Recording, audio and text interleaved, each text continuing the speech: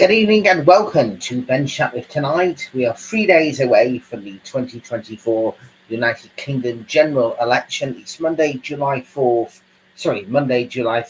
2024. Hope everybody is indeed well, and apologies for not being able to go on air last night. We were delayed slightly by a certain football game. Thankfully, England were able to win, but the question during that game was who's going to be coming home first, Mr. Southgate or the actual team. Anyway, thankfully England were able to win. In a few moments' time, after we've looked at the news stories making the news from both ITV News and from Sky News from their apps, we'll just go over now and just reminding people of the importance of Election Day on Thursday.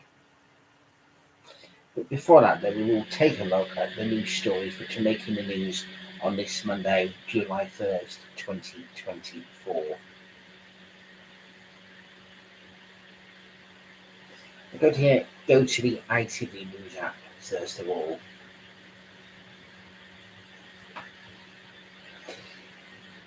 Now, party leaders are issuing increasingly dire warnings about what will happen if their opponents win as the election enters the final leg. And ITV News political correspondent Shihab Khan reports in a special feature on the actual app there. Labour leader Sir Keir Starmer has said there is no such thing as no-go areas for his party as he ramped up campaigning in traditional Tory seats days ahead of the general election. Prime Minister Rishi Sunak responded to Starmer's comments by insisting he will not surrender to Labour. As July 4th rolls around, each party has escalated its election campaigning with increasingly bitter attacks on their rivals. Now, it's got an opinion poll tracker here. I don't know if you'll be able to see this. I don't think you will be able to see this, even if I move close to the camera. That's showing Labour on 41%, Conservative on 21%, Reform is on 16%, the Dems are on 12%, the Green Party are on 6%.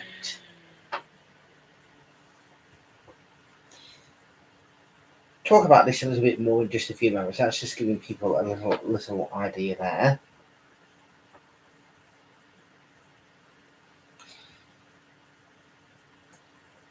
Now, this was the last possible day that the Supreme Court in America could rule, and already their deliberations had handled Donald Trump's legal team violated delays as he.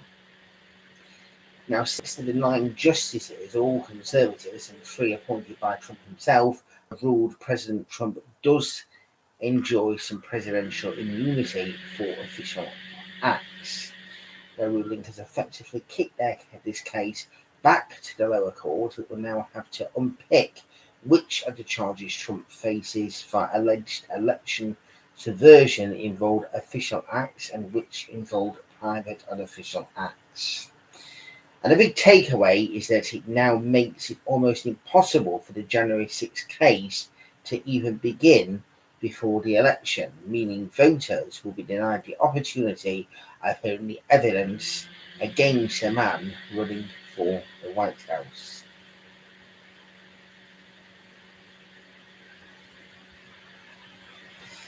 A life-threatening Category 4 storm dubbed Hurricane Beryl has made landfall on the Grenadine island of Carriacou. Winds up to 150 miles per hour, just shy of the speed seen in a Category 5 storm, blew off roofs and uprooted trees on the island on Monday. Barbados, Grenada, St. Vincent, Tobago, St. Lucia, and the Grenadines are in Beryl's path, and officials are pleading with people to take shelter. And the US National Hurricane Center in Miami says this is a very dangerous situation, forecast to bring life-threatening winds and storm surge. According to local media in St. Vincent and the Grenadines, roofs have been torn off churches and schools. So everybody's heading out there, and understandably, or anybody is there, if we do have people that are watching in the Caribbean, just be very, very careful indeed. And people can be fascinated sometimes by seeing various different extremes of weather and stuff like that, but it's important not to put yourself in any kind of danger. As I was told a couple of years ago when there was severe storms hitting here in the UK, and I put some videos here just to actually just report on the extremes of these, but you've got to be extremely careful. Now, looking at the Sky News app, and I'm going to talk now just very briefly here in regards to the England game. And Jude Bellingham has been investigated over a gesture he made after a wonder goal against Slovakia. England's Jude Bellingham faces a disciplinary investigation over a potential breach of the basic rules of decent conduct during England's win over Slovakia at Euro 2024. It's understood to relate to Bellingham gesturing with his hand near his crotch after scoring an overhead kick, with just 80 seconds remaining to keep England's hopes alive. Harry Kane went on to score England's winner in extra time in a 2-1 win, setting up a quarter-final clash with Switzerland, a match Bellingham may now miss if UEFA charges him. In a statement, UEFA said an ethics and disciplinary inspector will carry out an investigation regarding a potential violation of the basic rules of decent conduct. Information on this matter will be made available in due course, the governing body added. The Real Madrid star posted an X about the gesture in the hours after the match, describing his act as an inside joke. An inside joke gesture towards some close friends who were at the game, he said. Nothing but respect for how that Slovakia team played tonight. Well, I better not comment on this particular issue, but all I can say is when you're playing a game of football and you're representing the country, do it with dignity. That's what I will say in relation to that.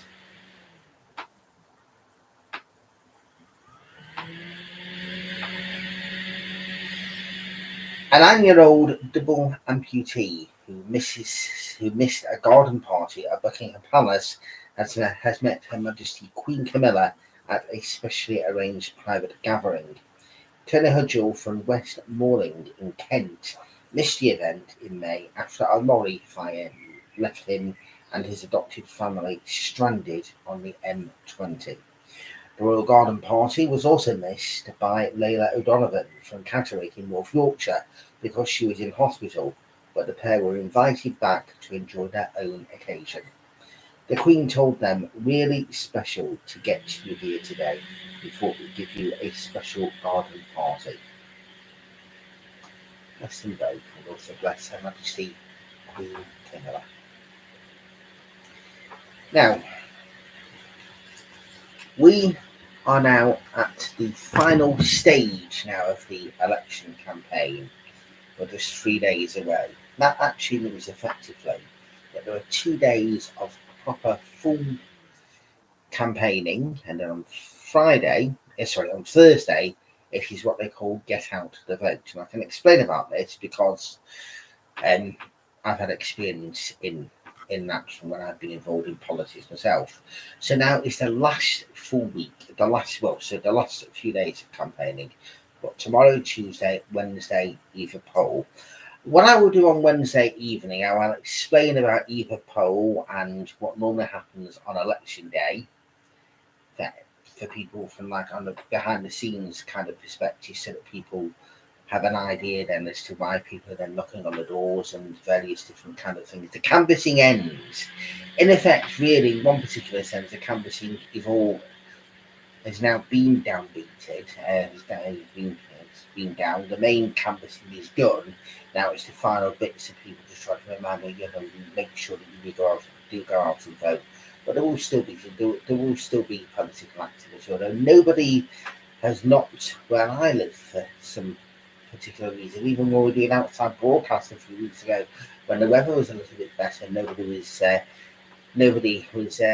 knocking or paying an interest. There was a Deliveroo cyclist that had a look at what was going on, but that was that. We won't be voting for delivery drivers unless, of course, anyone has put themselves forward to actually stand in these elections or something like that. But I'm just saying, there's nobody actually. Unfortunately, nobody's come forward this time. I did ask somebody, and they did say yes to an interview, but then it didn't materialise. So I am sorry, but you've managed to put up with me for almost 6 weeks or so, with special extra programmes and everything else. But anyway, so we are now at the stage now where it's kind of the wrap up for the general election. We've looked at practically most of the political parties. There will be some political parties that we've not looked at during the campaign. During our series of special programmes. I mentioned there about projections and everything else, and I did say I would speak more on that. I did wonder towards the end of last week, and I do watch most evenings or when I am available, because don't forget, we've got a situation this particular general election campaign where in 2019 it was a unique scenario where the general election campaign was going on during Advent, so the run up to Christmas. Plus, I was also excited about the conclusion to the Star Wars trilogy. The Rise of Skywalker was the week after Election Day. This year, we've got Euro 2024 during this election campaign. Not through all of it, it's been like the last couple of weeks. So there's all kinds of stuff. Plus, I'm trying to watch a series which I've seen several times. We completed the Winds of War, and now so far through with War of the Numbers. I want to get that completed by the end of this week. So I'm trying to fit loads of stuff in, as well as working and obviously doing everything I possibly can for Ukraine as well. Plus also when I had COVID a few weeks ago as well, that's left me feeling tired at different stages. But the point I was getting at there was that I do try and watch the election programmes at ITV or putting them onto ITVX with Tom Bradby or Julie Etchingham or Grant Vincent or different ones speaking with Anushka Sana as well as Anushka Sana as well as Robert Peston, where they're discussing what's been happening in that particular day. And I was kind of thinking to myself towards the end of last week, has the tide turned slightly? Now, I said up until and during this election campaign that my prediction was that the Conservatives would still hold on with a majority of 5 seats. And then a few weeks ago, I said, no, that's definitely gone now. And it's looking like a landslide for Labour. But I don't think there'll be a change in that direction. I think Labour will definitely be winning this election, but do we actually have to wait until all those big main news networks, sometimes included in, all get together and produce that exit poll at 10 o'clock on Thursday, and then we'll actually see? Because it's definitely going to be very, very interesting. There's no doubt about that whatsoever. All these things already are. Even if we think that, it's going to be a massive, whopping majority of our 200 seats for Labour, it's still going to be interesting then to see that unfold, but also see what happens then to the people from other political parties. But I will be giving a exit poll, a prediction on Thursday evening at 10 o'clock, and I will be doing some stuff during the night as well. I'll give you more news on that as and when it happens. But it's interesting though to actually think, has the tide on this slightly turned, or is it just the fact now that we are now at this stage now where we were on the final full week last week, and there was also all the situation that was going on regarding Nigel Farage's reform, and is it now we're thinking about we're in the final days of this, the dying days of a Sunak government or a Conservative government that's been in power for 14 years, the dying days of an election campaign? I don't know, just thought to myself, is the tide turning slightly? So we do not know. We will see. Poster votes have been going out. We know there have been some issues with poster votes. I did mine. I posted mine last week. My parents have done theirs as well. I've posted theirs for them as well. So we've done ours. But whoever it is that anybody is, that people that it's important that you do go out and vote on Thursday. If you've not already registered to vote, it's too late for that now. If you're going to be away on holiday and you've not already registered for proxies or postals, then I'm sure the proxies too late now, just like the deadline for postal votes are. So just remember that years and years ago, that opportunity and that right that we have to actually go out and vote was not there for everybody. You had to be, I don't know if it was like 21 or even older at one stage before you had the opportunity to vote. It was so many different conditions, and women did not have the right to vote until 1918, and even then it was only done in batches before it eventually became. I think it was only 1970 when, and I could be wrong on this because this is just speaking off the cuff now, but I think it was 1970 when both women and men were both equally allowed to vote from the age of 18, and that is only 54 years ago. Just think about these things. These are all recent. So, and there's a lot of countries out there where the right to vote is not there, but we have it here in the United Kingdom.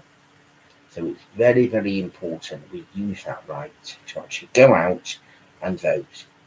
As I say, if you've not already got yourself registered to vote, or you're going to be away or something like that on Thursday, and you're not going to be able to go to the polling station, this is a wasted opportunity. Because think about it now. Just say, as an example, the way all these polls are at the moment, these opinion polls. Just say if everyone thought, right, okay, we will not go out and vote. We know it's a foregone conclusion. So just say if like 3/4 of the population decided to do that, that could completely change whatever a predicted forecast is going to be. So just think about that. So if you're a conservative voter and you think, oh gosh, right, okay, we're not going to do it. Labour are going to win, right? So we just stay at home. That's it. Don't do it. But then say if you're a Labour voter, oh, we've done it, so my vote doesn't matter. My vote doesn't matter. What could happen? Or it's like a Lib Dem thinking, oh no, I don't want to do that. So I don't know, I could do something that could go elsewhere as well. So it's really, really, really important that everybody does exercise that right to vote. It's a form of exercise as well, literally, by walking to the polling station, using the pencil and putting the X wherever it needs to be. It's a very simple and easy procedure, right? In fact, actually, I'll put that onto Wednesday night's edition as well, actually. So on Wednesday evening, we'll look at either poll, we'll look at what happens on election day with the parties, and then what happens. And I will also advise you on Wednesday evening what you need to do when you go to the polling station. But one thing I will not be doing, if I'm being completely apolitical, being completely neutral, I will not be telling you how to vote. Sorry, who to vote for. I will tell you how you can go about doing it. Okay? And I'll have a blank sheet of paper. I'll have boxes on there and I say, right, you just put the X wherever. Right, but I'm not telling you who you should vote for. That's not me to do that. Those days are long since over. Right. I hope it made some sense with what I've been talking about this evening. I'll be with you again tomorrow evening at around 7:30, and then of course for the final Ben Shatliff tonight of this general election campaign on Wednesday evening. Apologies again about Ben Shatliff on Sunday because unfortunately we're watching the victory. We will have a programme Friday evening as well, so that we're like a wrap up there, going over everything that has happened. What time it will be as yet, I might be needing some sleep as well, but that will happen. And then Ben Shatliff on Sunday will be later in the afternoon or early evening on Sunday, because I've got a very special event which is happening on Sunday. Now, in the past, my father has come on to discuss about the road run that he's doing. That he's taking place in Prestwich at Tesco on Sunday morning. And more details on Frank Shatliff's Facebook page, all about that. So please go and show support if you are able to. I'm so busy with the election, we've not even done the promotion for that this time. But anyway, that is it for tonight. I'm going to leave you with a nice piece of music this evening, which I know we're only using Holy is His Name, which is a favourite hymn of mine.